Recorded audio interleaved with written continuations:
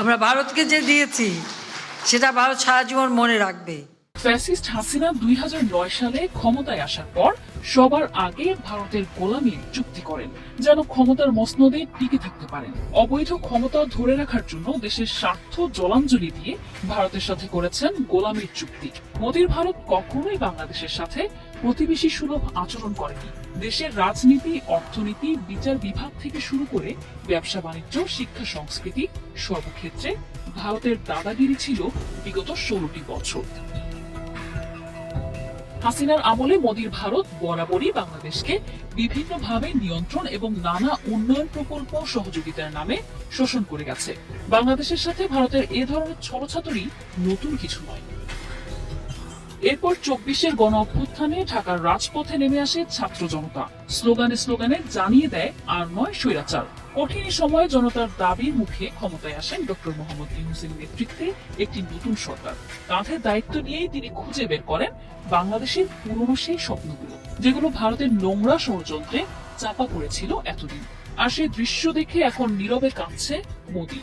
দিল্লির কপালে দেখা দিয়েছে অদৃশ্য চিন্তার ভাঁজ, কারণ দিল্লির চোখ রাঙানিতেই চলত বাংলাদেশের রাজনীতি। এবার ডক্টর ইউনূসের নেতৃত্বে বাংলাদেশের ইতিহাসে নতুন এক অধ্যায় রচিত হতে যাচ্ছে। মাত্র 55 মিনিটে ঢাকা থেকে চট্টগ্রাম পৌঁছানোর স্বপ্ন এখন বাস্তব হতে চলেছে।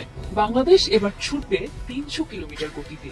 বুলেট ট্রেনের স্বপ্ন বাংলাদেশ দেখেছিল আরো বেশ কিছু বছর আগে, কিন্তু সেই স্বপ্ন আর পূরণ হতে দিল না হাসিনা ও মোদির ভারত।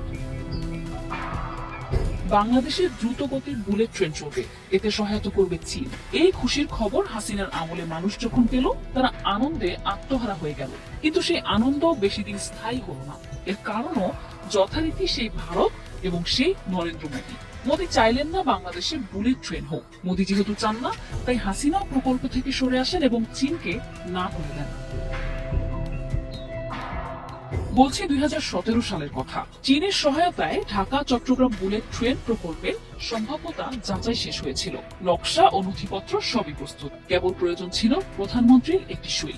কিন্তু সেই সই আর দেয়া হলো না, কারণ যখনই হাসিনা এই বিষয়ে সিদ্ধান্ত নিতে যেত, তখনই এক অদৃশ্য শক্তি হাসিনাকে সিদ্ধান্ত নিতে বাধা দিত এবং চীনের বেশি কাছে না যাওয়ার হুমকিও আসতো কখনো কখনো। কারণ চীনের সঙ্গে ঘনিষ্ঠ হলে মোদির সমস্যা হবে।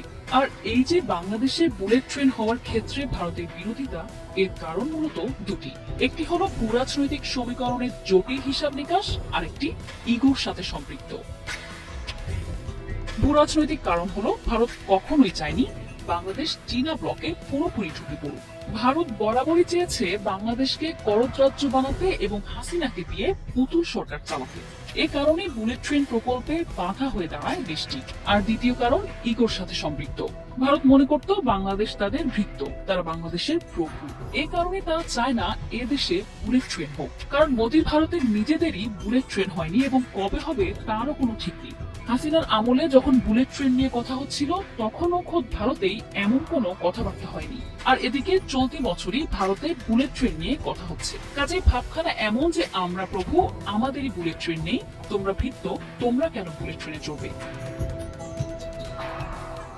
অপরদিকে হাসিনা যদি চীনকে কাছে টানে, তাহলে মোদির ভারত অসন্তুষ্ট হবে। হাসিনা কখনোই মোদি ও মোদির ভারতকে অসন্তুষ্ট করে না।